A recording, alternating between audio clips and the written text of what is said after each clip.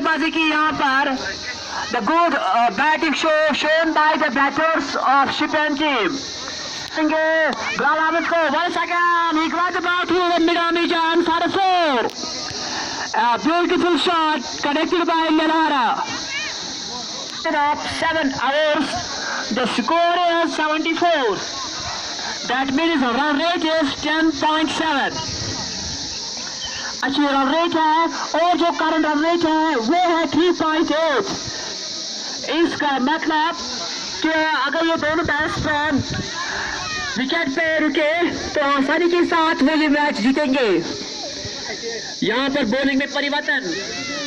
Fayaz Ahmed bowling operation start करेंगे committee end से और सामना करेंगे सैयार अहमद. यहाँ पर इस वक्त की जबरदस्त नीड है वो है विकेटों की. यहाँ पर परवेज अहमद गेंद करेंगे, सामना करेंगे सैयार अहमद. आप एक शॉर्ट रन से गेंद डालेंगे.